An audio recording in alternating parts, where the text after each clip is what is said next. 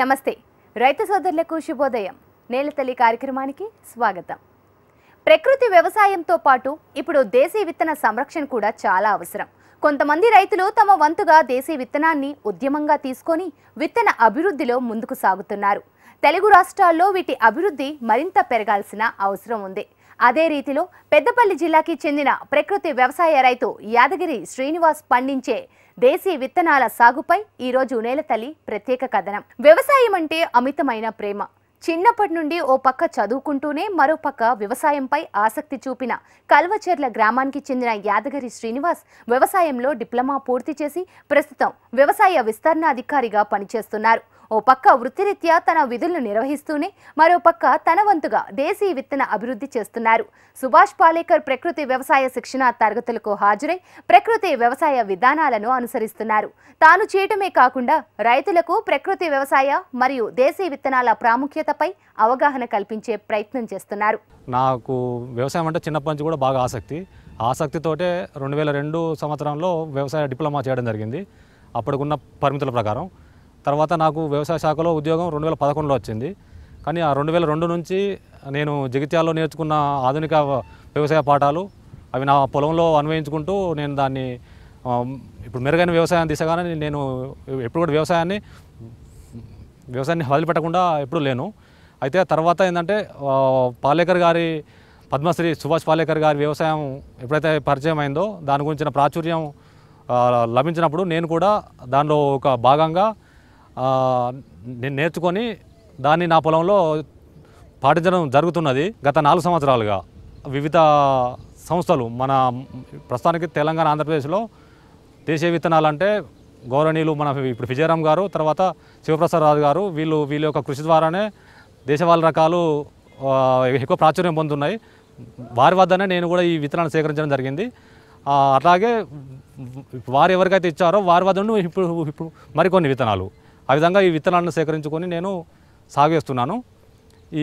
దీని యొక్క ప్రాముఖ్యత ప్రస్తుతానికి నేను ఇది ఒక 100 రకాల పైన పోసాను. అయితే దీంట్లో ఒక 60 నుంచి 70 రకాల వరకు మాత్రమే పేర్లు తెలుసు. అవి కొన్ని గత సంవత్సరం వచ్చిన దాంట్లో కొన్ని కేలీలుగా వచ్చినాయి కొన్ని. అయితే వాటి పేర్లు ఇంకా నాకు పూర్తిగా తెలియదు. కానీ ఏంటంటే ఎవరో ఒకరు గుర్తుపడతారనే ఉద్దేశంతో వాటిని నేను సంరక్షిస్తూ ఇంకా నేను ప్రస్తుతానికి ఇప్పుడు 100 రకాల పైన నారిపోసాను. అయితే నేను దేశవాళీ రకాల ప్రాముఖ్యత తెలిసినప్పుడు ముందుగా నేను అంబే మొహర్, పంచరత్న, బర్మా బ్లాక్, పరిమళ సన్న, తర్వాత ఈ రకాలను నేను సేకరించుకున్నాను 4 రకాలు. అయితే ముఖ్యంగా ఏంటంటే దీంట్లో పంచరత్న అనేది నల్ల రకం, తర్వాత బర్మా బ్లాక్ కూడా నలుపు రంగు బియ్యంలో ఉండే రకం, తర్వాత అంబే మొహర్ అనేది సెంటెడ్ వెరైటీ. ఇవి అంటే వీటి యొక్క ప్రాముఖ్యత గుర్తించి నేను అన్నం కోసం అని చెప్పి నేను 4 రకాలు ఇచ్చాను. అయితే దాంట్లో మనం ఈ యొక్క రకాల ప్రాముఖ్యత దానిలో ఉండే సాగులో ఉండే సౌఖ్యత తెలిసినప్పటి నుండి నేను అన్ని రకాలు కూడా ఇంకెక్కువ రకాలు పెంచాలని చెప్పి నేను చేశాను. ఆ తర్వాత గత 3 సంవత్సరాల క్రితం నుండి దీంతో పాటుగా నారాయణ కామిని, కాలాబట్ట, కాలాజీరా, దూదేశ్వర్, పంచరత్న ఇంకా చాలా రకాలు నాటి 70 రకాల వరకు ప్రస్తుతానికి నాకు పేర్లు తెలిసిన రకాలు ఉన్నాయి. ఇంకొన్ని అంటే అవి కూడా ఏదో రకమే, కానీ ఏంటంటే నాకు ఇంకా వాటి పేర్లు ఇంకా నా ఫీల్డ్కు ఈ సంవత్సరం ఇంకొంతమంది పెద్దలను ఆహ్వానించి ఆ రకాల యొక్క ప్రాముఖ్యత కూడా తెలుసుకొని వాటి యొక్క పేర్ల గుర్తింపు కోసం కూడా నేను ప్రయత్నం చేస్తాను. అంతకుముందు ఉన్న పరిస్థితుల ప్రకారం అయితే పంటల నుంచి వచ్చిన వ్యర్థాలు, పంట నుంచి వచ్చిన గడ్డి మన ఇంటి ముందు ఉండే పశువుకు, ఆ పశువు నుండి వచ్చిన పేడ మళ్ళీ చేనుకు, ఆ చేను నుండి వచ్చే బియ్యం అవన్నీ కూడా మళ్ళీ మనకు ఈ విధంగా ఒక సర్కిల్ లాగా ఉండి గత మన యొక్క తాత ముత్తాతలు ఆ విధంగా వ్యవసాయాన్ని ఒక సర్కిల్ లాగా మెయింటైన్ చేసేవారు. ఎప్పుడైతే ఎత్తు తగ్గించిన రకాలు, తర్వాత యంత్రాల కోతలకు అనుకూలంగా ఉండే రకాలు తయారు కావడం వల్ల ఈ యొక్క చైన్ తెగిపోతుంది. గడ్డి లభ్యత తక్కువ కావడం వల్ల పశువుల సంఖ్య తగ్గిపోతుంది. పశువుల సంఖ్య తగ్గిపోవడం వల్ల ఈ యొక్క మనకు పేడ ఎరువుల వాటి యొక్క లభ్యత తగ్గిపోతుంది. ఇట్లా కాకుండా మనకు ఏదైతే మన యొక్క పురాతన రకాలు ఏవైతే ఉన్నాయో దానిలో ఉండే అన్ని సుగుణాలు అంటే మనకు మామూలుగా దాని యొక్క గడ్డి ఉపయోగమే, దాని యొక్క బియ్యం ఉపయోగమే, వాటి యొక్క ఇతర ఉత్పత్తులు కూడా చాలా ఉపయోగకరంగా ఉండేటివి. ఇంకోటి ఏంటంటే దీని యొక్క ప్రత్యేకత మానవుని పుట్టుక నుండి చావు వరకు ఒక్కో సందర్భంలో ఒక్కో రకమైన ఆహారం తినే విధంగా అప్పటి రకాలని అందుబాటులో ఉండేటివి. 5000 రకాల పైన అందుబాటులో ఉండేవని చెప్తున్నారు. మనం ఇప్పుడు మనకున్న జ్ఞానం ప్రకారం 5000 రకాల పైన ఉండేది. కానీ ఇప్పుడు మటుకు ఒక 600-700 రకాలు మాత్రమే వాటిని మళ్ళీ పునర్జీవం చేయగలిగారు. దాంట్లో నేను కూడా భాగస్వామ్యం కావడం అనేది నాకు చాలా సంతోషకరమైన విషయం. పెద్దపల్లి జిల్లా కల్వచెర్ల మండలంలోని ప్రకృతి వ్యవసాయ రైతు శ్రీనివాస్ గత 4 సంవత్సరాలుగా దేశీ విత్తన సాగు చేస్తున్నారు. దేశీ విత్తన ఉద్యమకారులు విజయరామ్, శివప్రసాద్ రాజుల సహకారంతో మరిన్ని కొత్త విషయాలను తెలుసుకోగలిగారు. ప్రస్తుతం 100 రకాల దేశీ విత్తనాలను కేవలం 1 ఎకరంలో సాగు చేస్తున్నారు. తాను మాత్రమే కాకుండా తన తోటి రైతులకు కూడా వీటిపై అవగాహన పెంచే ప్రయత్నం చేస్తున్నారు. ఒక వ్యవసాయ విస్తరణ అధికారిగా విధులను నిర్వహిస్తూ రైతులతో కలిసి దేశీ విత్తన ప్రదర్శనలో కూడా పాల్గొంటున్నారు. రైతు వాణిజ్యపరంగా దేశీ విత్తనాలతో పంటలు పూర్తి స్థాయిలో సాగు చేయకుండా కనీసం వ్యక్తిగతంగా రైతు తన కుటుంబ ఆరోగ్యం కోసం ఈ దేశీ విత్తనాల సాగు చేయాల్సిన అవసరం ఉందని శ్రీనివాస్ అంటున్నారు. దేశవాళీ రకాల పునర్జీవం కార్యక్రమంలో నా వంతుగా ఎక్కువ రకాలను సాగు చేద్దామంటే మామూలుగా నేలలో పోసినప్పుడు కొంత ఇప్పుడు నీళ్లు పారకమైనప్పుడు ఒక 2-3 రకాలు కలిసిపోయి అప్పుడు ఫస్ట్ ఇయర్ నాకు కొద్దిగా ఇబ్బంది అయింది. దానికి ఎట్లా మనం అంటే దీన్ని ఏ విధంగా అయితే పరిష్కారం చేసుకోవచ్చు అనే ఆలోచన వచ్చినప్పుడు మామూలుగా ఈ ట్రేలు అనేటివి ఇప్పుడు మిషన్ నాటు కోసం అని చెప్పి వాడే ట్రేలు ఇవి. వాస్తవంగా ఇప్పుడు మన యంత్రాల ద్వారా నాటేసే దానికోసమని వాడే ట్రేలు. అయితే వీటిని మనం పెంచినప్పుడు ఏ రకానికి ఆ రకం చాలా నీట్గా ఉంటుంది కదా. ఇప్పుడు ఒక రకంతో ఇంకో రకంతో మళ్ళీ ఇప్పుడు మిక్స్ అయ్యే అవకాశం ఉండదు కదా అన్న ఉద్దేశంతో నేను రకాలను చూజ్ చేసుకున్నాను. ఇది నేను వాస్తవంగా వేరే రైతు అంటే మాకు ఫ్రెండ్ అయిన రైతు దగ్గర నుంచి చేబదులుగా జస్ట్ అంటే మళ్ళీ నాకు 1 మంత్ వాడుకొని ఇస్తా అంటే ఇచ్చారు. దానిలో నేను ఇట్లా చేసినప్పుడు నాకు మంచి రిజల్ట్ అనిపించింది. ఇంకోటి ఏంటంటే దీంట్లో పేడ అంటే ఘనజీవామృతం. మామూలుగా మనం పాలేకర్ గారి విధానంలో అతి కీలకమైన ఘనజీవామృతం ఆవు పేడ మూత్రంతో చేసినటువంటి దాన్ని ప్లస్ అది ఒక పాలు ఏదైతే మన రైస్ మిల్లు బూడిద ఈ 2 వస్తువులను బాగా కలిపి దీనిలో పోసి తర్వాత విత్తనాలు ఒక్కో దానికి దాదాపుగా నాకు 25 గ్రాముల నుంచి 25 గ్రాముల విత్తనాలు పడుతున్నాయి దీంట్లో. కానీ అవి నాకు చాలా మంచి ఇప్పుడు మొలక ఇబ్బంది రావట్లేదు. ప్లస్ ఇప్పుడు దాని యొక్క ఎదుగుదల విషయంలో కానీ ఎటువంటి లోపం లేకుండా వస్తున్నాయి. కాబట్టి ఇదేం లేదు, మన ఘనజీవామృతం ఒక పాలు తర్వాత రైస్ మిల్లులో నుంచి వచ్చే ఇప్పుడు బాయిల్డ్ బిల్లలో వచ్చే బూడిద బూడిద ఒక పాలు ఈ రెండింటిని మిక్స్ చేసి వాడుకుంటే మనకు ఇప్పుడు ఆరోగ్యకరంగా పెరుగుతుంది. అయితే ఈ ట్రేలను మెట్ట వ్యవసాయంలో లాగా పెంచడం కంటే ఈ విధంగా ఇప్పుడు బురదలో పెంచడం. ఎందుకంటే ఇది ఇప్పుడు వరి ఖచ్చితంగా నీళ్లను కోరుకునే మొక్క కాబట్టి ఇప్పుడు దీనిలోకి ఫెర్రస్ లోపం రాకుండా ఉండాలంటే దీన్ని ఖచ్చితంగా మనం ట్రేలలో పెంచి నీళ్ళలో వేస్తే మనకు ఎటువంటి లోపం లేకుండా చాలా బాగా వస్తుంది. అయితే ఇంకోటి ఏంటంటే మనం మామూలుగా ఇప్పుడు నేలలో పెంచినప్పుడు భూమిలో పెంచినప్పుడు ఏమవుతుందంటే పీకే క్రమంలో కొద్దిగా కూలీలు కాస్త గట్టిగా పీకితే ఇప్పుడు దాని యొక్క కింది ఉండే సున్నితమైన వేరు వ్యవస్థ తెగిపోతుంది ఎక్కువ. అదే దీనిలో పెంచినప్పుడు ఏంటంటే అది కేవలం పేడ బూడిదలో ఉంది కాబట్టి మనం దాని యొక్క ఫుల్ లెంత్ అంటే దాని యొక్క వేరు యొక్క ఎటువంటి దానికి డ్యామేజ్ కాకుండా మొత్తం వేరే వచ్చినప్పుడు మొక్క త్వరగా నిలదొక్కొని తొందరగా హచ్చే అవకాశం ఉంటుంది. దాంతోపాటుగా ఇంకోటి ఏంటంటే దీంట్లో ముఖ్యంగా మనకు ఎక్కువ ఏంటంటే ఇది కేవలం 20 రోజుల నారే. 20 రోజుల నారే మనకు నాటేయడానికి అనుకూలంగా తయారైపోతుంది. మనం ఏంటంటే ఇప్పుడు మామూలుగా అయితే నెల రోజుల వరకు కూడా ఇంత సైజు రాదు. కానీ ఏంటంటే మనం ఈ ఘనజీవామృతం పేడలో పెంచినాం కాబట్టి మనకు మంచి ఎదుగుదల, లోపాల నివారణ మనకు తొందరగా వస్తుంది. అధిక దిగుబడి రకాలకు పాత సాంప్రదాయ రకాలకు మధ్యలో తేడా అనేది ఖచ్చితంగా గుర్తించదగినంత తేడా మాత్రం ఉంది.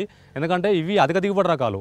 మామూలుగా మనకు ఏదైతే అధిక పెరుగుతున్న జనాభాకి ఎట్లయితే ఖచ్చితంగా ఆహారం కావాల్సి వచ్చినప్పుడు ఎక్కువ దిగుబడి ఇచ్చేటే కావాల్సి వచ్చినాయి. కానీ ఏంటంటే దాంట్లోకి ఖచ్చితంగా అధిక ఎరువులు వాడినప్పుడే అధిక దిగుబడి అనేది పాయింట్ బేస్ చేసుకొని వచ్చినాయి. కాబట్టి అధిక ఎరువులు వాడినప్పుడు భూసారం అనేది ఖచ్చితంగా తగ్గిపోతున్నది. ఆ తగ్గిపోయిన తర్వాత మనం ఏదైతే పెరుగుదల యొక్క శాతం అనేది అంతకుముందు ఉన్న భూసారానికి ఇప్పుడున్న భూసారానికి నేలలో ఉండే సేంద్రియ కర్బనం శాతానికి చాలా మనం ఇప్పుడు భూసార పరీక్షలలో తేలుతున్నది. మామూలుగా 2% వరకు ఉండాల్సింది 0.5, 0.6 వరకు ఉంటుంది. కాబట్టి ఈ పాయింట్లన్నీ ఖచ్చితంగా రైతు గుర్తించదగిన ఉంటున్నాయి. కాబట్టి దేశవాళీ రకాలు అనేటివి అతి తక్కువ ఎరువులు అంటే దేశవాళీ ఎరువులు ఆవు పేడ ఎరువులు మాత్రమే. ఇప్పుడు ఇక్కడ ఎరువులు అంటే బస్తాల ఎరువులు కాదు, కేవలం పేడ ఎరువులు ఆవు మూత్రం, తర్వాత పచ్చిరొట్ట పైర్లు, పచ్చిరొట్ట జీలుగా అది ముందు పెంచుకోవడం, తర్వాత పచ్చాకు ఎరువులు అంటే పాలకొడిస, తర్వాత గ్లైరిసిడియా, ఈ ఆకులన్నీ వాడుకుంటూ వేయడం వల్ల దీనికి దిగుబడి విషయంలో ఒక 5-10% తేడా ఉన్నప్పటికీ పోషకాల విషయంలో మాత్రం దీనికి సంబంధం లేనంత వరకు ఉంటాయి.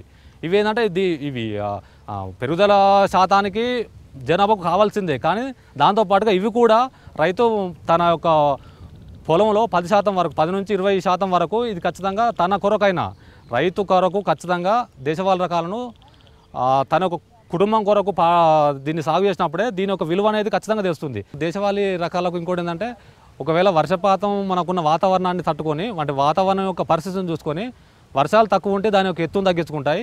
వర్షాలు ఎక్కువ ఉండి ఒకవేళ వరదలు వచ్చే ఇప్పుడు ముంపుకు వచ్చే ప్రాంతాల్లో కూడా ముడిమురంగానే ఒక వెరైటీ ఉంది. అది 7 అడుగుల వరకు కూడా పెరుగుతుంది. ఒకవేళ వరద ఇప్పుడు 15 రోజుల వరకు కూడా నిల్వ ఉండే పరిస్థితి ఉంటే దాని యొక్క ఎత్తును పెంచుకొని దాని యొక్క పోషకాలను అంటే సూర్యరశ్మి నుండి తీసుకునే శాతాన్ని పెంచుకుంటూ అది ఇప్పుడు 7 ఫీట్ల వరకు అంటే మనం మునిగిపోయేంత వరకు కూడా ఎత్తు పెరిగినటువంటి రకాలు ఉన్నాయి. అట్లాగే ఒకవేళ పోషకాల శాతం తక్కువైనప్పుడు లేకపోతే వాతావరణంలో మనకు వర్షాలు తక్కువైనప్పుడు అప్పుడు ఏంటంటే దాని యొక్క ఎత్తును కూడా కంట్రోల్ చేసుకొని దాని వరకే మళ్ళీ చూసుకునే అవకాశం కూడా ఇటువంటి రకాలలో ఉంది. ఇంకోటి ఏంటంటే దీంట్లో మెయిన్గా చిన్నపిల్లలకు ఉపయోగపడే బియ్యాలు వేరే ఉంటాయి. దాంతోపాటుగా చిన్నపిల్లలు తర్వాత వృద్ధులు తర్వాత ఏదైనా పర్టికులర్ వ్యాధులకు కూడా ఒక్కో రకం అని చెప్పి బాగా వాడుక ఉండేది. అయితే అప్పుడు ఏ రకాలైతే ఏ దానికి వాడుతున్నారో అవి గత చాలా గ్రంథాలలో ఉన్నాయి. ఆ గ్రంథాల నుంచి ఉన్న సమాచారం అనేది ఇప్పుడే బయటకు వస్తుంది. కానీ ఈలోపు వీటి యొక్క విత్తనం యొక్క మనుగడ కోల్పోకూడదు కాబట్టి దీన్ని మనం ఈరోజు మనం కాపాడితే రేపు దీని యొక్క విలువ రేపు తెలుస్తుంది. ఇది తినడం వల్ల క్యాన్సర్ తగ్గుతుందా, ఇది తినడం వల్ల లేకపోతే ఇప్పుడు మన షుగర్ తగ్గుతుందా అనే విషయం రేపు వస్తుంది కావచ్చు. కానీ ఈ లోపు అయితే విత్తనాల యొక్క మనుగడ కాపాడాలి. ఆ యొక్క విత్తనాల మనుగడ కాపాడడం కోసమే మా యొక్క ప్రయత్నం. సాధారణంగా వరి సాగులో ముందుగా నారు వేసుకునేటప్పుడు పొలంలో నేలను చదును చేసుకొని నారు వేసుకుంటారు. కానీ ఇక్కడ నేలలో కాకుండా శ్రీనివాస్ ట్రేలలో నారు వేసుకుంటున్నారు. ట్రేలలో వేసిన నారు వేరు వ్యవస్థ మరింత బలంగా ఉండే అవకాశం ఉంటోంది. నాట్లు వేసుకునేటప్పుడు నారు ఏమాత్రం వృధా కాకుండా పంట సాగులో మరింతగా దోహదపడుతోంది. దీనివల్ల నారు దశలో మొక్కకు కావాల్సిన పోషకాలు అంది పంట సాగులో మరింత అభివృద్ధిని చూడవచ్చని అంటున్నారు. బురదలో నారు వేసినప్పుడు దీని యొక్క వేర్లు దాని అంటే అక్కడే పుట్టినప్పుడు ఏంటంటే ఎక్కువ లోతు వెళ్ళే అవకాశం ఉంటుంది. అది కూలీలు పీకే క్రమంలో కొంత వేరు తెగి మళ్ళీ మొక్క త్వరగా నిలదొక్కోనికి కొంత టైం తీసుకుంటుంది. దాని బదులుగా మనం ఇక్కడ పేడలో పెంచినప్పుడు మనం ఒక మొక్కను తీస్తే దాని యొక్క గింజ మనం ఏదైతే ఇంతవరకు దానికి ఎనర్జీ ఇచ్చిన గింజ కూడా ఆ గింజ కూడా దీని వెంబడే వస్తుంది. కాబట్టి ఏంటంటే ఇంకొక 10-15 డేస్ వరకు కూడా ఈ గింజలోంచి వచ్చిన ఎనర్జీ ఇంకా మొక్క తీసుకుంటూ ఇంకా బలంగా పెరగడానికి అవకాశం ఉంటుంది. అట్లాగే ఇప్పుడు వేరు వ్యవస్థ ఏమాత్రం డ్యామేజ్ కాకుండా వచ్చేస్తుంది. కాబట్టి మనకు ఈ విధానంలో పెంచుకోవడం అనేది ప్రతి రైతు చాలా ఈజీ మెథడ్ ప్లస్ ఖర్చు తక్కువ. విత్తనం మోతాదు దాదాపుగా మీకు 6 నుంచి 7 కిలోలలో ఎకరానికి సరిపోయేంత నార వస్తుంది ఇది. అయితే ఇందులో కొంతమంది మట్టితో కూడా పెంచుతున్నారు. కానీ మట్టి పెంచినప్పుడు ఏంటంటే కొంత బరువు పెరిగి ప్లస్ ఏంటంటే ఇప్పుడు పీకినప్పుడు కూడా మళ్ళీ అదే ప్రాబ్లం రావచ్చు. దాని బదులుగా పేడ బూడిద అనేది నేను అనుకున్న కాంబినేషను రైతులకు ఇప్పుడు నాకైతే చాలా సౌఖ్యంగా ఉంది. కాబట్టి అందరూ కూడా ఈ విధంగా చేసినప్పుడు దాని ఉన్న సౌఖ్యాన్ని కాస్త గమనించి ఎక్కువ మంది చేసుకుంటే చాలా బాగుంటుంది. ఇది అంటే ఎక్కువ ఇప్పుడు ఇది దేశవాళీ రకాలు పెంచుతాననుకుంటున్న రైతులకు కొంతవరకు ఇది ఉపయోగపడుతుందని చెప్పి నేనైతే బాగా భావిస్తున్నాను. ఇది మామూలుగా ఇప్పుడు నేను కొట్టిన మార్కరు మన ప్రభుత్వం ద్వారా వస్తున్న శ్రీ పద్ధతి ఉంది కదా, 10x10లో 12 రోజులు నారు పెట్టి పెంచుకునే పద్ధతిలో ఇదే మార్కర్ వాడతాము. అయితే నేను దానికి చిన్న మాడిఫికేషన్ చేసి మామూలుగా అయితే శ్రీ పద్ధతిలో 10x10 ఇంచులలో వస్తుంది. కానీ ఏంటంటే నేను దీన్ని 12x ఇప్పుడు 6 ఇంచులకు కొద్దిగా ఇప్పుడు మార్చాను. అది కొద్దిగా హొత్తు అనిపిస్తుంది. 12x12 కూడా దేశవాళీ రకాలకు మంచి పక్క పిలకలు చేసే సామర్థ్యం ఉంటుంది. కాబట్టి మనం దీన్ని ఖచ్చితంగా ఈ విధంగా సాలలో పెట్టుకోవడం వల్ల గాలి వెలుతురు ఎక్కువ సోకి మనం కావాల్సుకున్న రకాన్ని కావాల్సుకున్న విధంగా మనం చేసుకునే అవకాశం ఉంటుంది. కాబట్టి ఒక రకానికి మిక్స్ అయ్యే అవకాశం లేదు. కాబట్టి ఏంటంటే ఇప్పుడు మార్కింగ్ విధానం అనేది చాలా సౌఖ్యంగా ఉంటుంది. రైతు సీజన్లకి అనుగుణంగా పంటలు వేసుకుంటూ పోతారు. పంట సాగు మాత్రమే కాదు, దానికంటే ముందు మన నేల ఏ విధంగా ఉంది, భూసారం పెంచుకునేందుకు సేంద్రియ కర్బన శాతాన్ని ఎలా పెంచుకోవాలన్న విషయంపై దృష్టి పెట్టాలని శ్రీనివాస్ అంటున్నారు. వారు సహజ రీతిలో ప్రకృతిలో దొరికే వాటితోనే సేంద్రియ ఎరువులు తయారు చేసుకొని పంటలకు అందిస్తున్నారు. దేశీవాళీ విత్తనాలలో చీడపీడలను తట్టుకునే శక్తి చాలా ఎక్కువగా ఉంటుంది. ఒకవేళ అలాంటి సమస్యలు వచ్చినా ప్రకృతి ఎరువులు కషాయాలతో నివారించుకోవచ్చని తన అనుభవంతో చెప్తూ ఉన్నారు. గత 4 సంవత్సరాలుగా దేశవాళీ రకాలలో చూస్తున్నప్పుడు పెరుగుదల విషయంలో కానీ లేకపోతే చీడపీడ విషయంలో కానీ దాదాపుగా గత సంవత్సరం మొగి పురుగు అంటే కణదొలచ పురుగు కానీ లేకపోతే దోమపోటు కానీ దాదాపుగా అన్ని రకాలకు వచ్చేసింది. బట్ మా దేశవాళీ రకాలలో ఎటువంటి చీడపీడలు సోకలేదు. ఎటువంటి దాదాపుగా మనం ఏంటంటే ప్రకృతి వ్యవసాయంలో అగ్నాస్త్రం బ్రహ్మాస్త్రం అనేది ఒకసారైనా వాడుకునే పరిస్థితి ఉంటుంది. కానీ ఏంటంటే దేశవాళీ రకాలకు మాత్రం ఆ మాత్రం అవసరం లేకుండానే గత 4 సంవత్సరాలుగా ఎటువంటి అంటే చీడపిల్ల విషయంలో మాత్రం ఇవి అన్ని రకాల తట్టుకునేందుకే అనుకూలంగా ఉన్నాయి. దీనికైతే ఇప్పుడు ఖచ్చితంగా ఉల్లికోడు రాదు. ఉల్లికోడు మన తెలంగాణలో RNR 15048 తర్వాత జగిత్యాల రకాలకు తర్వాత వరంగల్ రకాలకు కాకుండా మిగతా అన్ని రకాలకు వస్తుంది ఉల్లికోడు. పర్టికులర్ ఈ పరిశ్రమ స్థానం వచ్చిన వాటికి మాత్రమే రాకుండా ఉంటుంది. కానీ నా దేశవాళీ రకాలకు ఏ ఒక్కదాని కూడా ఉల్లికోడు అనే సమస్య ఇంతవరకు రాలేదు. ఉల్లికోడు అనేది ఖచ్చితంగా మన దగ్గర రావాల్సిన సమస్య, కానీ దేశవాళీ రకాలు రావట్లేదు అంటే దాని ఒక ప్రత్యేకత మనం ఆ చిన్న పాయింట్లోనే మనం మొత్తం చీడపిల్ల విషయంలో మాత్రం ఖచ్చితంగా గుర్తించవచ్చు. ఇంకోటి ఏంటంటే ఇవన్నీ కూడా కాండం చాలా లావు ఉండే రకాలు, అన్ని రకాల పరిస్థితులు తట్టుకోనికి గత ఎన్నో ఏళ్ళ నుంచి ఉంటున్నాయి కాబట్టి అన్నిటిని తట్టుకునేందుకు కాండం చాలా లావుగా తయారైన రకాలు. కాబట్టి ఏంటంటే దీనికి దోమపోటు వచ్చే అవకాశం 0% అసలు రానే రాదు ఇంకా. కాబట్టి ఏంటంటే ఆ విషయంలో మాత్రం చీడపిడలలో మనం 100% నమ్మకంగా ఉండొచ్చు. ఎటువంటి కషాయాలు కానీ లేకపోతే ఎటువంటి ఇంకా వేరే ఏమన్నా కూడా స్ప్రే చేసే అవసరం కూడా రాకపోవచ్చు. గత 4 సంవత్సరాలు చేస్తున్నా కూడా దాదాపు 90% విత్తనంగా పోతుంది. విత్తనం అంటే దాదాపుగా 2017లో రైతు నేస్తం వారికి దాదాపు 6 క్వింటాలు ఇచ్చాను. 6 క్వింటాలు కూడా వాళ్ళు విత్తనం మేళా పెట్టి అక్కడ కిసాన్ దివస్ కార్యక్రమంలో ఒక 4-5 వేల మందికి ఇచ్చారు నా విత్తనాలు. అది నాకు అంటే నా జీవితంలో ఎక్కువ సంతృప్తి ఇచ్చిన విషయం. ఎందుకంటే నేను ఇక్కడ అంటే నేను ఒక్కరిని ఇస్తే మహా అయితే ఒక 50 మందికి 100 మందికి ఇస్తారు, కానీ అక్కడ 1000 మందికి ఉచిత పంపిణీ చేసి ఈ యొక్క రకాల ప్రాచుర్యంలో రైతు నేస్తం వారి ప్రోత్సాహం కూడా ఉంది నాకు ఎక్కువ. ఆ తర్వాత నేను మళ్ళీ గత సంవత్సరం కేవీకే జమ్మికుంట మన ప్రాంతంలో మాకు ఎక్కువ రైతులకు చాలా సేవ చేసే సంస్థ అది కేవీకే. వారు కూడా ఇప్పుడు 30 రకాలు మామూలుగా సీడు మేళ అప్పుడు శాంపిల్గా పెట్టిన సీడు వాళ్ళు నారు పోసి తర్వాత దాన్ని కూడా వాళ్ళు డెవలప్ చేసి మళ్ళీ రైతులకు ఇచ్చారు. రైతులకు ఇచ్చినప్పుడు ఆ రైతులకు అంటే పట్టుకెళ్ళిన రైతులు ఏమైనా డౌట్లు వచ్చినప్పుడు నాకు ఫోన్ చేసి నేను ఇట్లా పలానా కేవీకే జమ్మికుంటలో తెచ్చుకున్నాను, దాని గురించి వివరాలు మిమ్మల్ని అడిగి తెలుసుకోమన్నారు అన్నప్పుడు అంటే నేను నేరుగా అయ్యకున్నా ఎక్కువ మంది రైతులకు చేరుతున్న విషయం మాత్రం నాకు ఎక్కువ సంతోషంగా ఉంది. అయితే ఏంటంటే దీంట్లో ఎక్కువ ఇప్పుడు మనం విత్తనం తిండి యాంగిల్లో అంటే నేనంటే నాకు ఓపిక ఉంది కాబట్టి నేను ఎక్కువ రకాలు పెడుతున్నా, కానీ ఎవరైనా రైతు 1-2 రకాలు పెడుతున్నప్పుడు అది వాళ్ళ ఇంటి మందం మాత్రమే చూస్తున్నారు ప్రస్తుతానికి. ఇంకా ఇప్పుడు దీంట్లో బ్లాక్ ఉన్నాయి, రెడ్ ఉన్నాయి, తర్వాత బ్రౌన్ ఉన్నాయి, ఇంకా తెలుపులో కూడా కొన్ని ఇప్పుడు ముతక రకాలు ఉన్నాయి. అవి ఏంటంటే అవి అందరికీ నచ్చకపోవచ్చు, కానీ ఏంటంటే అవి ఫస్ట్ దాని మీద ఆసక్తి దాని గురించి తెలుసుకున్న రైతులే పెడుతున్నారు కాబట్టి ప్రస్తుతానికి మార్కెట్ ఇబ్బంది ఏం లేదు. అయితే ఎప్పుడైతే దీని యొక్క విస్తృతి పెరిగి దీని యొక్క అవేర్నెస్ వస్తేనే తప్ప దీనికి మనకు ప్రస్తుతానికి అయితే ఎటువంటి ప్రాబ్లం లేదు. ఈ యొక్క దేశవాళీ రకాల మనం వీటి యొక్క ప్రాచుర్యంలో నా వంతుగా ఏంటంటే మామూలుగా మన ప్రతి డిపార్ట్మెంట్ తరఫున కానీ లేకపోతే ఏదైనా ఒక సమావేశాలు జరిగినప్పుడు వీటి యొక్క విత్తనాలను ప్లస్ దాని నుంచి వచ్చిన బియ్యాన్ని రెండింటిని కూడా డిస్ప్లే చేస్తూ వచ్చిన రైతులకు వాళ్ళు రైతులు కానీ రాకపోయినా ఎవరైనా రైతు అయినా కాకుండా ఆహారం తీసుకుంటారు కాబట్టి వచ్చిన వ్యక్తికి రైతుని కాకుండా వచ్చిన వ్యక్తికి ఈ యొక్క రకాల యొక్క విశిష్టత దీని యొక్క బియ్యం యొక్క రూపు కూడా నా బ్లాక్ రెడ్ అని ఉంటాయి కాబట్టి ఇన్ని రకాల బియ్యం ఉంటాయి అని ఆశ్చర్యపోవడమే ఎక్కువ మంది రైతులు ఉన్నారు. కాబట్టి అంటే నా వంతుగా అంటే వ్యవసాయ శాఖ తరఫున ప్రతి సమావేశాల్లోనూ తర్వాత ప్రతి సంవత్సరం గణతంత్ర దినోత్సవాలు తర్వాత ప్రభుత్వ కార్యక్రమాలలో నేను ఒక పక్కగా స్టాల్ ఏర్పాటు చేసుకొని దీని ఒక వడ్లు ఒక డబ్బాలో తర్వాత బియ్యం ఒక డబ్బాలో ఈ రెండు పక్కన పెట్టి ఈ విధంగా మన పూర్వీకుల నుండి వస్తున్న విత్తనం మనం మర్చిపోయాం, ఇప్పుడు మళ్ళీ ప్రాచుర్యంలోకి వస్తుంది. దీన్ని మనం ఏంటంటే ఫ్యూచర్లో తీసుకోవాల్సిన అవసరం ఉంటుంది. తర్వాత దీనికి ఎటువంటి ఎరువులు వాడాల్సిన అవసరం లేదు.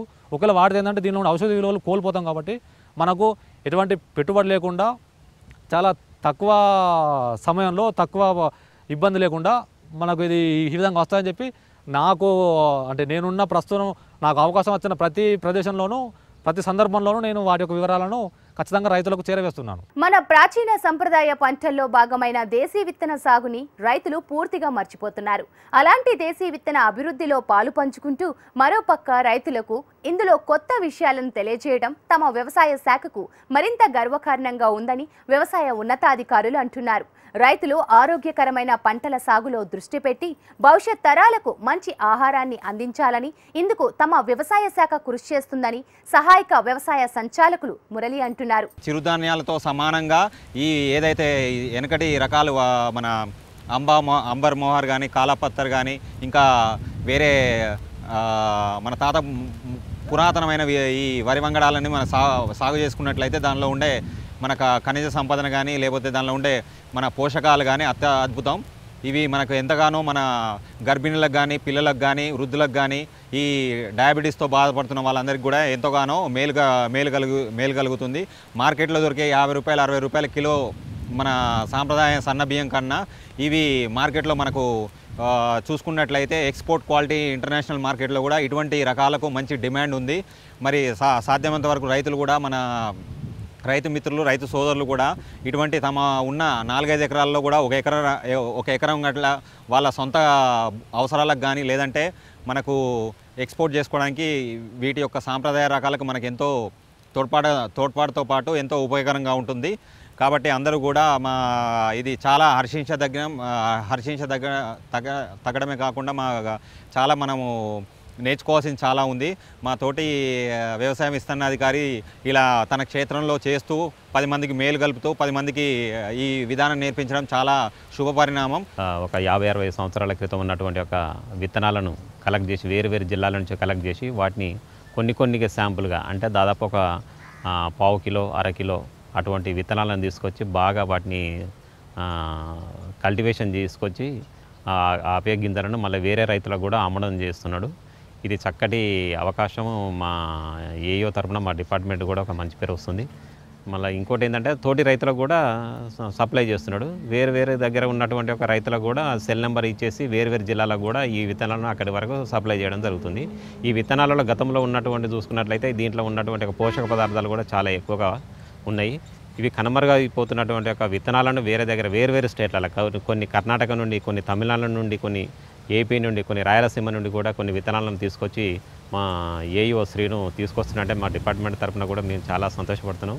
ముఖ్యంగా ఇక్కడ ఉన్నటువంటి ఒక ఈ మండల వ్యవసాయ అధికారులు మోహన్, మా పక్క మండలం ఉన్నటువంటి ప్రమోద్ కుమారు, ఇక్కడ ఉన్నటువంటి మా ఏఈఓల ద్వారా సాగు చేపిస్తున్నట్టే చక్కటి అవకాశం మంచి చూస్తానికి కూడా చాలా సంతోషంగా ఉంది. ఇది కూడా పక్క రైతులు కూడా ఇంట్రెస్ట్ పెడితే కూడా ఆయన విత్తనాలు సప్లై చేసే అవకాశం ఉంటుంది. ఇలా పోషకాలు కూడా బాగా ఉన్నాయి కాబట్టి ఇవన్నీ లేటెస్ట్గా ఇప్పుడు అన్నీ కనుమరుగైపోతున్నటువంటి ఈ విత్తనాలను మంచి డిమాండ్ ఉంది. ఇప్పుడు ఎక్కడెక్కడంటే సూపర్ మార్కెట్లలో బిగ్ బజార్లో కానీ, స్పెన్సర్లో కానీ, మోర్లో కానీ, డీమార్ట్లో కానీ బాగా డిమాండ్ ఉంది. ఒక్కొక్క కేజీ ఇటువంటి రైస్కు దాదాపు 100 నుండి 200 రూపాయలు అటువంటి ధర పలుకుతుంది. కాబట్టి మంచి ప్రాఫిటే. ఈ అవకాశం మంచిగా ఉంది. తోటి రైతులు కూడా ఉపయోగించుకోవడం మంచిది. శ్రీని కూడా ఇంకా మంచిగా ఇటువంటి విత్తనాలను మంచిగా లేటెస్ట్గా సాగు చేసి అందరికీ రైతులకు సప్లై చేయాలని కూడా మేము కోరుకుంటున్నాం. ఇది ఇవాల్టి నేల తల్లి కార్యక్రమం. నమస్తే.